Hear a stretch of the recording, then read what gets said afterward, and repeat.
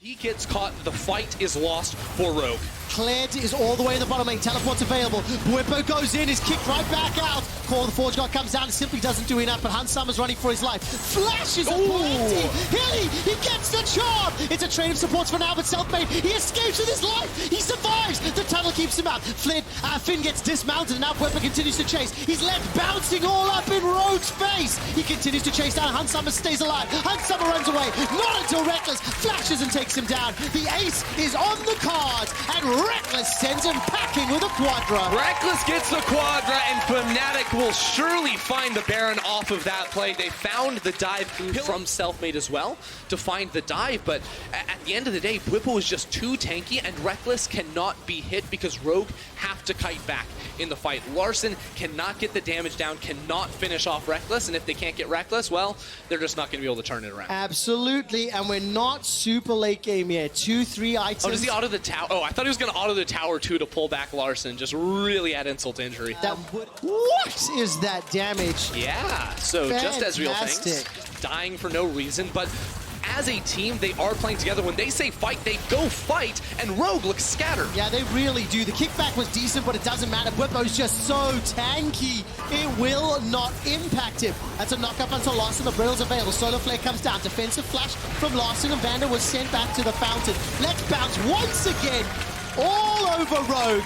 18 kills, 19 kills, and one more available. The stretching strike catches on Inspired. Oh, Penta! Wow. Penta! Looking for it, look for the dive. Not going to get it just yet. Are they going to think about it? Rekkles is chasing, is looking for it. The Arcane Shift is available to him, but Come on! Come on! Oh, the BM not going to do it.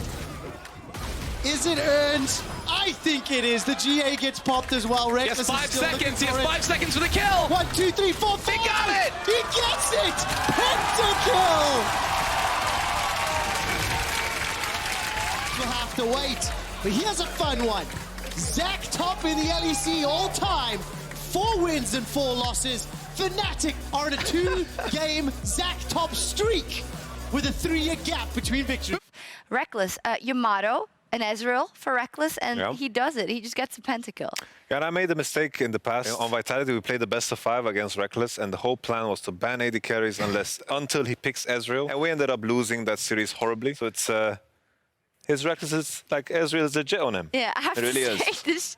We covered that, but Rekkles has joined us. So Rekkles, tell us how you think you guys did in this game. Pretty good.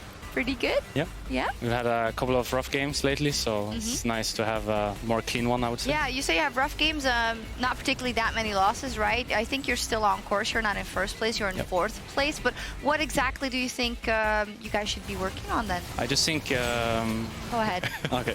I just think sometimes we get too stressed out when we're playing. Maybe it was a bit too much to the other way this game, because we had an opportunity to, for sure to end, I think, around 30 minutes, but decided against it. But I feel like the stress sometimes gets to us too much, especially when it's like the big games. So I don't think it's like necessarily anything specific we need to improve on, just getting the groove of playing on stage. It is interesting to me though, because obviously very experienced players on Fnatic, but now is it because Selfmade is in there now, and of course Nemesis has a lot of experience now, but he's also adjusting again to a new jungler. Is that working into it, or why do you think the jitters are coming in now for Fnatic? I don't even think it's Selfmade actually. I just think it's like the players we have kind of make it so the games are really crazy. I don't think we have like the players to play slow games. So I know. it just happens to be in the big games when everyone's like really hyped up for the game that we want to be like the first ones to make the move, want to be the ones to be proactive, and then sometimes it gets a little bit too much. I think it's interesting because that's something that I was thinking about when I heard that Selfmade was joining Fnatic, because you have Bwipo on the one side, right? High impact player, meaning lots of damage, lots of kills,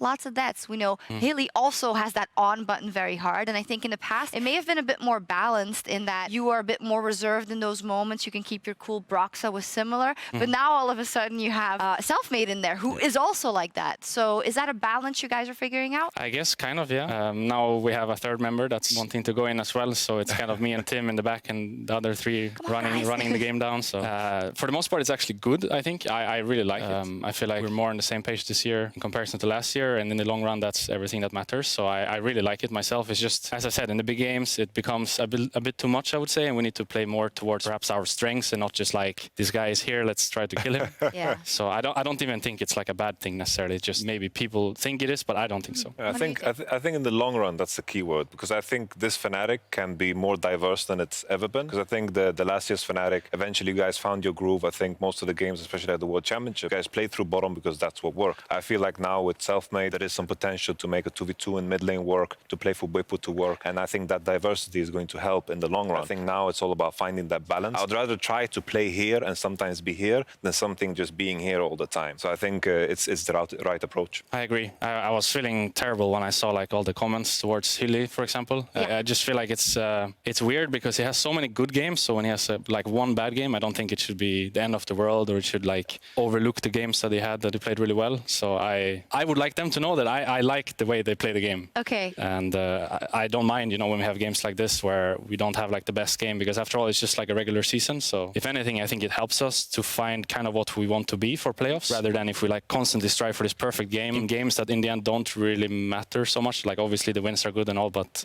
once you get there to the playoff game, it doesn't really matter if you like end in 6th or 1st, because if you come in with the right mindset, that will get you far enough anyways. Yeah, I love that you just took a stand there, because it is the truth, but it is a project that you're working towards, right? And it doesn't have to be perfect now. What was pretty perfect though was your Ezreal play, I would say.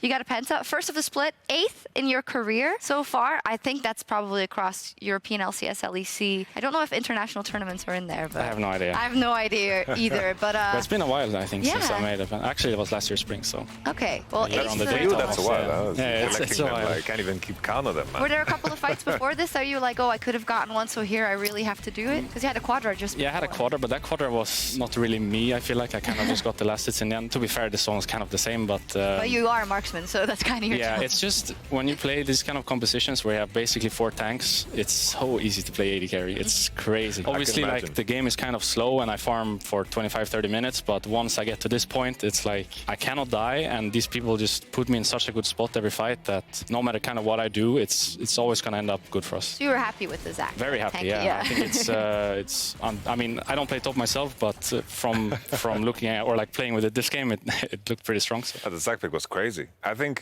for the first time, this game makes me very excited for tomorrow, because I felt like this was the first time we saw Fnatic with like a true identity, and I looked at the composition, I had no idea what to make of it. I saw the Zac and I thought, is this a counter to Kled or what's going on here? Nobody knew. I felt like, there was a lot of go buttons, which I think your team really, really loves, and you guys kept engaging. Then at the point, you guys were just unkillable with the Sunfire Cape upgrade. It's a good segue into 10.4, so that's exciting. Of course, have Mythic coming in this year. There's a lot of changes in the support staff. Overall, how happy are you with the behind the scenes, the drafting, the strategy, and your kind of infrastructure? Very happy, I would say. I feel like we're so much more involved this year than last year. Not to take anything away from what Joey did and the guys that work with him, but last year it felt a little bit like they were kind of telling us what to do rather than us having a discussion together. And I think esports isn't really there yet, where you just have like the coach telling everyone what to do and everyone just follows like they are soldiers or just there to be a robot. I feel like it's much, a pawn. That's the word. I just feel like it's much better to discuss what you want to do as a team, so everyone feels comfortable when they're playing, even if it's not the optimal draft. Just making sure that like everyone's like at their best when they're playing. I think it's so important and something that's very underlooked. Because many times you just see teams pick whatever has the highest win rate, and then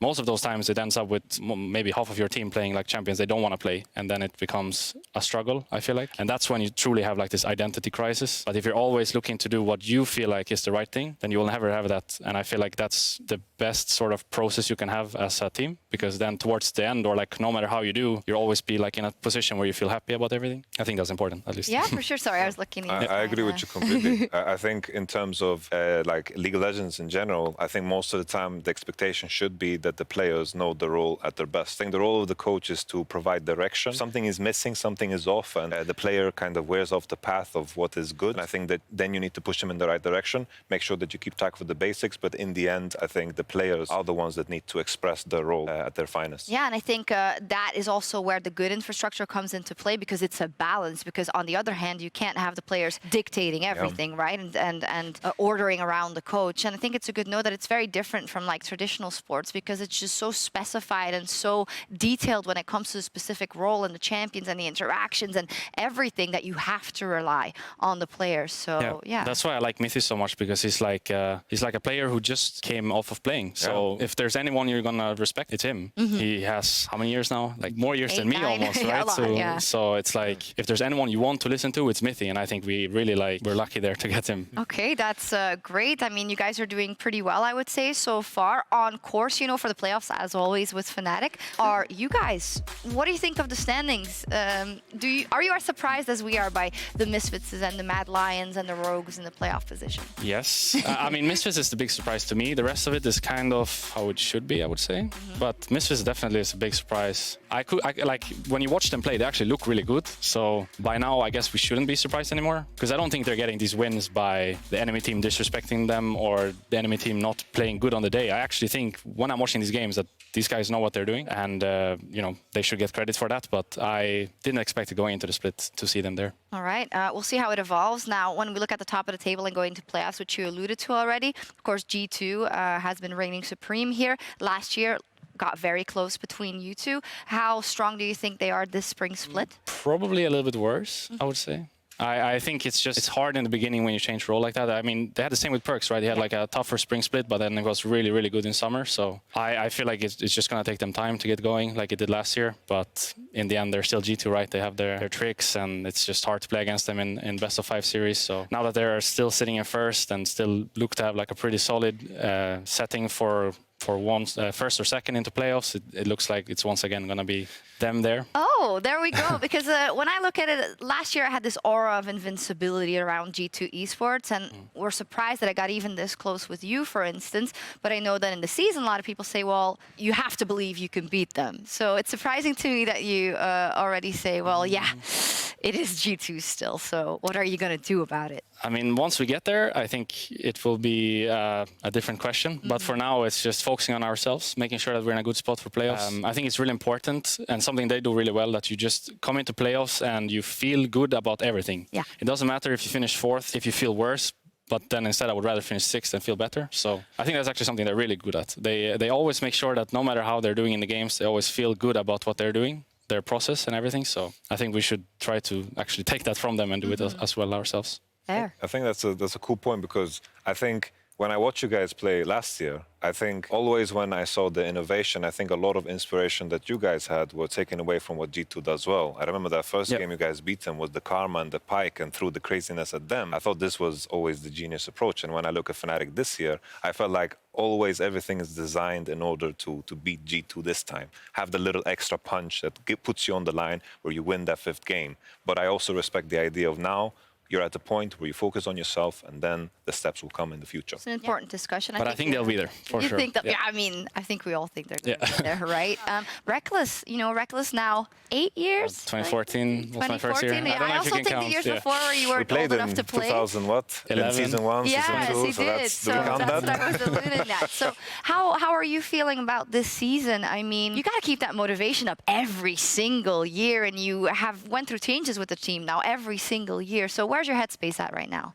I think my headspace is pretty good. Okay. A lot better than last year, I would say. I think it was like we kind of just had the wrong approach, I think, last year. We were kind of doing what I'm like the opposite of what I'm saying right now. We were getting the wins on the board, but we weren't feeling good about how we were getting the wins on the board, and we weren't feeling good about really anything, actually. I feel like there was always someone that was unhappy in the team, and it was hard to find a place where everyone could like do their thing. It was always someone getting like pushed out of the group, and it just didn't feel good at all. So even if we were like, I think we're second for summer, we didn't feel like a second place team, you know. We made it to the finals, but did we really expect to win? I'm not so sure. So I think it's it's a better year for us. For like in that way, we just have a lot more confidence in ourselves, and the process is going much better. So I think once we get there, even if we're not second like we're in summer, we're going to be a better team, and I think that's all that matters in the end. And that helps my headspace too, that things are going well. Yeah, for sure. Yamato, what do you think? This ceiling? I think for sure, higher ceiling. I said at the beginning of the season, I think with the addition of Selfmade, you have an opportunity for everyone to kind of reinvent themselves. I think when you change the dynamic, it's not just about changing one player, it's that everyone can become something new and become what they want to be. I think with the new coach, I think this is providing enough freshness. And on top of that, you know, I think it's noticeable because meeting you in the hallway, in the halls, I can see clearly that you are happy, you know? And that's always good to see. When we see Rekkles, But it's a negative thing as well, because when it's not going so well, you can clearly see it on me too. Yeah. So it's it's something I wear on my sleeve, but this year is much better, and that's all that matters. I don't try to dwell too much about what happened. No, and I think also, you know, people often say, oh, well, Rekkles is sad when he loses or this and that. Yeah, well, he's a competitor. What is he supposed to do? Do people want you to not feel those losses and those wins at all? I try to change, but it's hard to change who we are. So at this point, I'm just embracing it. I think you're too far in to change. Just do your thing.